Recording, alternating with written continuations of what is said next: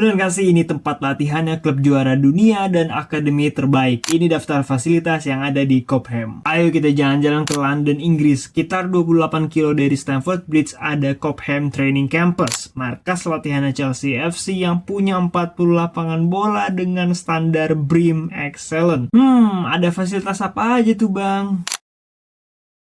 Oke, seperti biasa ya udah aku analisisin. Hijau itu lapangannya, biru fasilitas gedung, oranye tempat parkir, dan ungu itu taman. Oke, dimulai dari pintu masuk arah utara, kita langsung disambut nih dengan main pavilion, yaitu gedung utama yang jadi pusat latihannya pemain tim utama Chelsea. Di sini ada banyak fasilitasnya, seperti gym, ruang media, restoran, kantor, pusat kebugaran, kolam renang air dingin, sauna, ruang uap, dan kolam hidroterapi sepanjang 17 meter. Terus di sebelahnya ada dua lapangan bola yang berstandar Premier League dan diikuti juga dengan lapangan small side dan mini soccer. Eits, di depannya ada hamparan besar yang jadi lapangan utama untuk latihan. Ini biasa dibagi jadi beberapa bagian sesuai kebutuhannya. Oke, kita lanjut dulu ke seberangnya ada Academy dan Women Pavilion. Nah, di sini tuh tempatnya pemain wanita dan anak-anak muda Akademi Chelsea latihan. Fasilitasnya pun juga lengkap, 6 ruang ganti, gym, restoran, dan rehabilitation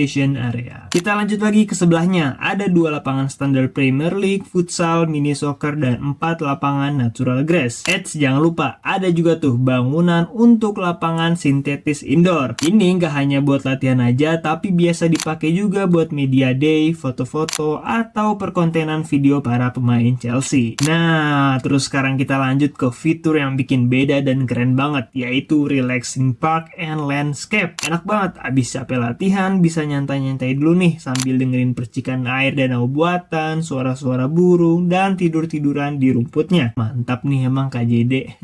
Next, kita lihat lagi nih guys, banyak banget lapangannya. Ada 2 lapangan standar Premier League lagi, ada 2 mini soccer, 9 lapangan natural grass, dan yang unik juga ada 9 lapangan-lapangan kecil untuk tim junior Akademi Chelsea yang berusia 6-17 tahun. Gedung-gedung di sini juga pakai konsep ramah lingkungan guys, seperti jendela atap kaca yang buat masukin cahaya secara alami dan juga penghijauan rumput di dak atapnya. Jadi stadion mana lagi yang mau kita bahas? Bener gak sih kalau Man City punya kompleks fasilitas olahraga terlengkap di dunia? Ayo kita jalan-jalan ke Sport City Etihad Campus Kompleks milik Man City di Inggris. Sebuah lahan 200 hektar yang isinya full pembinaan, pelatihan, pengembangan, hingga komersialisasi klub. Guys, sekarang kita sampingkan dulu rivalitas sesama klub bola karena kita harus apresiasi nih dari effort dan visi besarnya City Group dalam membangun fasilitas sepak bola untuk jangka panjang. Keren banget. Nah, sekarang ayo kita cek ada apa aja sih di komplek ini. Ini udah aku rangkumin dan analisis zonasinya. Langsung aja. Untuk yang oranye itu area parkir mobil. Terus yang pertama kita mulai dari utara. Ada Manchester Tennis Center. Di sini ada beberapa lapangan tenis indoor, outdoor, dan futsal juga. Terus yang kedua di sebelahnya ada New Etihad Campus. Isinya ada kantor, kelas, ruang audiovisual, dan bahkan ada kafe pinggir kali yang keren banget. Terus yang ketiga kita jalan ke arah stadion utama. Ada 2 city store, toko merchandise-nya di sebelah utara dan juga barat daya. Nah, terus kalau kita ke sebelahnya ada ruang multifungsi indoor. Nah, isinya ada beberapa lapangan basket dan juga olahraga squash. Terus di sebelahnya kelihatan tuh ada stadion atletik. Ini untuk keperluan lari, harder, lempar lembing, dan cabur atletik lainnya. Oke, kita lanjut lagi ya. Ini yang di tengah stadion utamanya ya.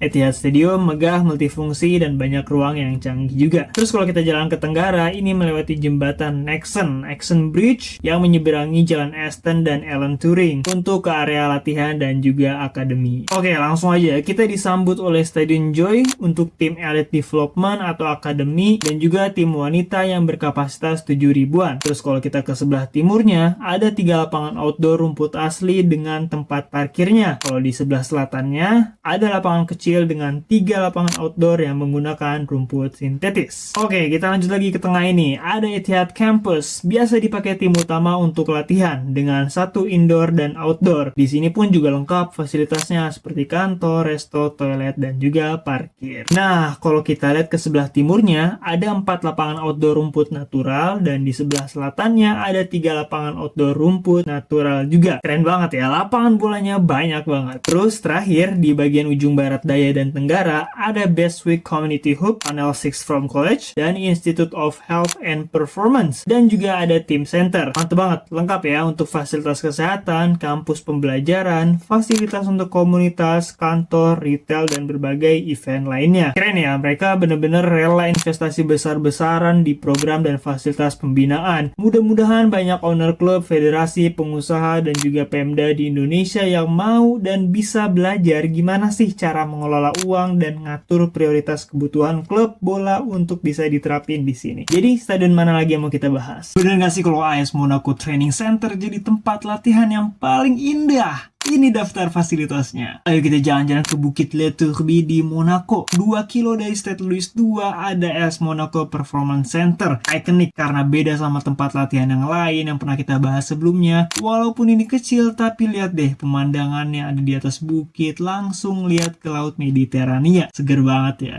Jadi ada fasilitas apa aja di sini?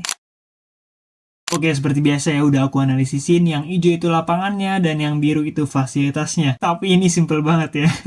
Lapangan rumputnya cuma ada 3, satu yang buat tim utama, ini dekat ke gedungnya, ada tribun berkapasitas 283 penonton dan udah berstandar UEFA juga. Sisanya ada lapangan latihan tim akademi dan juga beberapa potongan khusus area kiper, lapangan kecil dan kebutuhan lainnya. Nah, coba bayangin deh, latihan sambil liatin pemandangan kayak gini dijamin gak bakal bosen sih ya. Oke, sekarang kita lanjut lagi nih ke dalam gedung 7 lantai dengan luas sekitar 12.000 meter persegi yang rasanya kok malah kayak hotel mewah gitu ya. Nah, di dalam tuh dia ada fitness center, sebuah tempat gym dan kebugaran yang terang dengan jendela besar langsung menghadap ke lapangan. Yang lebih keren lagi, ruangnya itu terhubung langsung dengan kantor departemen kebugaran, jadi efektif deh buat pengumpulan data dan pemberian nutrisinya. Terus kita lanjut lagi nih ke area medis yang lengkap banget. Ada area khusus dokter, fisioterapis, osteopati, kiropraktor, dan psikolog. Bahkan di sini juga ada balneoterapi, ruang yang didedikasikan untuk istirahat, pemulihan, dan reatletisasi pemain yang cedera. Ya, kayak sauna, hamam, kolam air dingin, dan hydrox gitu ya. Next nih, yang juga nggak kalah keren, ada Dreambox, 5 kapsul rest and recovery untuk pemain terapi cahaya dan juga kasur beristirahat. Ini katanya juga bisa sambil dengerin musik relaksasi gitu. Canggih banget nih emang. Terus area-area tadi tuh langsung terhubung dengan locker room pemain yang terdapat 38 kursi masing-masing dengan locker penyimpanannya sendiri dan layar digital. Nah, nggak lupa di sini juga ada restoran yang nyaman, auditorium yang multifungsi untuk 80 orang, dan teras panorama di rooftop untuk santai menikmati pemandangan. Keren ya, ini jadi contoh sih, walaupun area atau luasannya nggak terlalu besar, kecil-kecil aja, tapi perlengkapannya udah sangat canggih dan lengkap untuk memenuhi nutrisi bahkan latihannya para pemain profesional. Nah, stadion mana lagi yang mau kita bahas? Bener gak sih kalau Carrington itu jadi tempat latihannya para raja? Ayo kita jalan-jalan ke Carrington di Manchester. Ada Trafford Training Center, sebuah kompleks latihan pemain MU yang jaraknya 15 km dari Stadion Old Trafford. Sedikit sejarahnya, kompleks latihan ini dibangun pada tahun 99 buat ngegantiin The Cliff Training Ground yang dirasa kurang privacy, kurang lengkap oleh Opa Fergie. Nah, jadi ada fasilitas apa aja sih di Carrington ini? Oke, seperti biasa ya, ini udah aku analisisin. Jadi dengan luas area 44 hektar ini punya total 14 lapangan bola. 12 diantaranya lapangan rumput alami, 1 outdoor lapangan sintetis, dan 1 indoor lapangan sintetis AstroTurf. Ditambah ada beberapa lapangan mini soccer, futsal, dan area khusus latihan kiper. Terus kalau kita lihat dari arah barat pintu masuk, ini langsung dihadapkan dengan tempat parkir yang di sebelah utaranya ada bangunan akademi. Di dalamnya pasti ada gym, tempat medis, locker room, kolam renang, restoran, dan juga ruang analisis untuk tim akademi. Nah, kalau kita lanjut ke selatannya nih, ada gedung untuk para pemain tim utama Man United. Setelah di-renov tahun 2025 kemarin oleh arsitek Norman Foster, fasilitas di sini jadi lengkap banget. Ada gym, swimming pool dengan 2 tipe, ada yang tipe tenang dan tipe arus, medical center, analytics area, recovery tech, restoran, sauna, ruang conference, ruang kumpul, locker room mewah, dan juga uniknya ada barbershop. Bisa nih buat buat si fans itu nyukur. Oke, kita lanjut lagi ke selatannya, ada Jimmy Murphy Center. Fungsi utama gedung ini sih buat area latihan tambahan, ruang media, dan juga administrasi. Ini cukup ikonik karena sering jadi tempat Erik ten Hag dan manajer lain ketika diinterview pihak media. Acara temu foto dengan fans juga sering dilakuin di sini. Bentar bang, Jimmy Murphy itu siapa sih? Beliau ini adalah mantan asisten manajer, pelatih, dan juga pencari bakat legendaris yang emang berperan penting dalam kesuksesan klub. Apalagi pas masa pembangunan kembali klub setelah bencana udara Munich 1958. Nah, gitu deh. Jadi keren ya, kompleks ini tuh suka disebut dengan Fortress of Carrington karena area ini dikelilingi oleh pepohonan yang rimbun dan tinggi sebagai pagar yang bikin jurnalis, wartawan, dan orang awam nggak punya akses buat ngeliat-liat. Jadi kompleks latihan mana lagi yang mau kita bahas? Bener gak sih ini daftar fasilitas yang ada di Exeter Training Center Liverpool? Ayo kita jalan-jalan ke Kirkby di Merseyside. Ada tempat latihannya Liverpool yang ikonik karena punya filosofi keren dengan desain interior yang mewah. Sedikit info, di Kirkby ini baru dipakai sejak tahun 2020 ngegantiin Melwood yang udah nggak ada space untuk modernisasi. Terus ada fasilitas apa aja sih di sini? Oke, seperti biasa ya udah aku analisisin, biru itu gedungnya, hijau lapangan, dan oranye tempat parkir. Nah, yang unik di sini itu akses pintu masuk dan fasilitas tempat tim utama dipisah dengan tim akademi. Tim utamanya di sisi utara, sedangkan tim akademinya di selatan. Tapi yang keren, ada satu jalan panjang yang bisa nyambungin dua sisi tersebut. Ini disebut Journey Pathway yang diusulkan oleh Jurgen Klopp, sebuah filosofi proses dari akademi untuk terus berjalan, berlatih menuju ke tim utama. Oke, kita mulai dari yang paling utara. Ada lapangan khusus pemanasan dan area latihan khusus kiper. Terus di selatannya ada dua full size lapangan rumput asli yang jadi tempat latihannya tim Liverpool utama. Standar Premier League, rumput rapi, lampu terang, dan di sebelahnya ada lapangan futsal, mini soccer, lapangan voli pasir, tenis, dan uniknya juga ada lapangan padel indoor. Terus di selatannya ada gedung utama, Exeter Training Center, markas multifungsi dengan fasilitas yang lengkap dan desain interior yang mewah. Kalau kalian follow IG-nya Liverpool, suka ada tuh postingan-postingan para pemain Liverpool lagi latihan, bercanda, dan seru-seruan di sini. Kok bisa ya? Ya karena di sini lengkap banget sih. Ada gym, ruang rehabilitasi, aula olahraga indoor, kolam renang, kolam hidroterapi, ruang medis khusus, area relaksasi, restoran, ruang konferensi, studio TV, dan banyak lainnya. Oke, kalau udah di dalam, sekarang kita lanjut lagi nih. Jalan panjang ke selatan sambil melewati lapangan full size rumput, medium size, small size, mini soccer, hingga area tambahan untuk pemanasan dan latihan kiper. Di sebelah baratnya juga ada lahan kosong yang masih dalam proses pembangunan.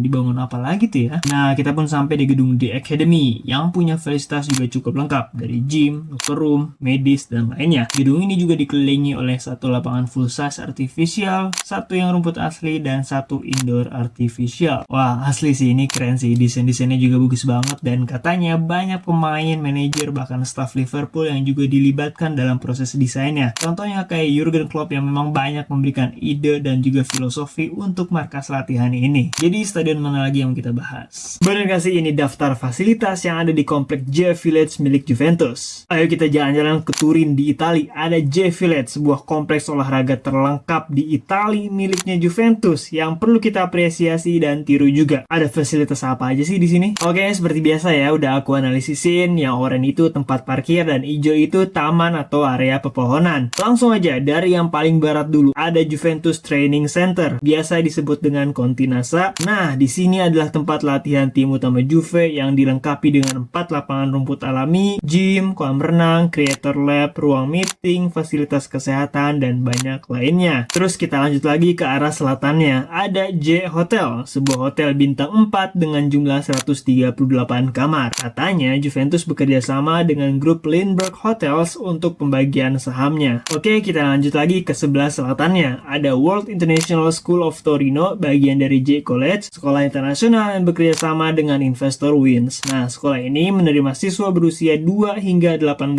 tahun dan dapat menampung sekitar 700 siswa. Di sini juga fasilitas pembelajarannya lengkap dan cukup nyaman. Nah, kalau kita lanjut lagi nih ke timurnya, ada Scalo Eventi Torino. Ini fasilitas multifungsi seperti konsep store dan juga ada area untuk pameran atau exhibition Station. Nah, terus di sebelahnya ada J Headquarters. Ini kantor barunya para karyawan klub seperti pusat administrasi, birokrasi, kantor bisnis, kepelatihan, dan divisi lainnya. Keren ya, unik banget gaya arsitekturnya. Oke, sekarang kita lanjut lagi nih, jalan panjang ke arah stadion utama melalui berbagai taman dan area parkir. Langsung aja kita disambut dengan Allianz Stadium. Stadion berkapasitas 41.000 yang terkenal dengan desain ramah lingkungan karena lapangannya berada di bawah permukaan tanah. Mewah, multifungsi, dan masih ada kolom atap yang khas kayak Dele Alpi dulu. Nah, terus kalau kita lihat nih ke sisi utara dan selatannya, ada dua Juventus Store kecil yang menyambut penonton dari gerbang masuk. Tapi kalau kita masih belum puas, bisa nih ke Juventus Megastore-nya yang ada di timur laut stadion. Lebih lengkap dan juga lebih mewah. Oke, kalau udah belanja-belanjanya, kita lihat ke arah timurnya stadion. Ada Juventus Museum. Ini juga keren banget, banyak foto, trofi, jersey, dan momen-momen bersejarah yang diabadikan di sini. Nah, terus kalau kita jalan ke sebelahnya nih, arah tenggara stadion, ada klinik ortopedik Dr. Diego Testa dan juga Dr. Jean-Pierre. Keren ya, ini juga tambahan fasilitas kesehatan untuk para pemain dan juga umum. Nah, yang terakhir di ujung timurnya, ada area cukup besar yang disewakan untuk menambah profit, seperti area 12 shopping center dan juga restoran Roadhouse. Mantep ya, jadi dengan desain futuristik ala-ala airport masa depan gitu, Stadion Juventus ini pun juga masih mempertahankan kolom penyangga khas Delle Alpinya ya. Jadi, kompleks stadion mana lagi nih yang mau kita bahas?